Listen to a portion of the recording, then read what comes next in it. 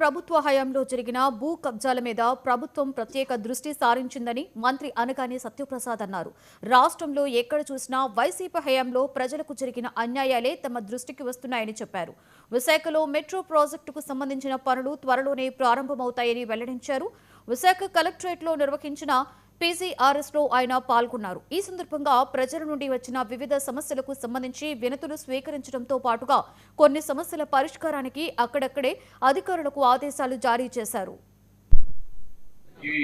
ఈ ప్రాంత అభివృద్ధి కోసం ఈ నాయకులు తప్పకుండా కృషి చేస్తారని, విశాఖపట్నాన్ని తారస్థాయికి కూడా తీసుకెళ్తారు. అలాగే ల్యాండ్ విషయాలకు వస్తే, రెవెన్యూ విషయాలకు వస్తే ముఖ్యంగా ఇప్పుడు తరతరాలు వచ్చినటువంటి ఇబ్బందులు కొన్ని ఈ ప్రాంతంలో ఉన్నాయి. అవన్నీ కూడా అంటే ఎస్టేట్ భూములు అవ్వచ్చు, లేదు ఇనాం భూములు అవ్వచ్చు, హెల్డ్ ఓవర్ అవ్వచ్చు, ఎక్విడ్ అవ్వచ్చు, ఈ ప్రాంతంలో ఎక్కువగా ఉన్నాయి.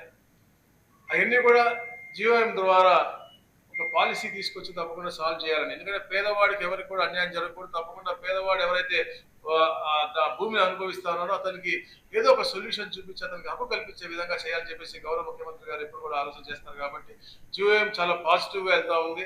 జీవోఎం లో గ్రూప్ ఆఫ్ మినిస్టర్స్ లో మేము ఇప్పటికి 6 మీటింగ్లు పెట్టుకున్నాం. దాంట్లో ఫ్రీ హోల్డ్ గురించి డిస్కస్ చేశాం, ఎస్టేట్ భూముల గురించి డిస్కస్ చేశాం, ఇనాం భూముల గురించి డిస్కస్ చేశాం.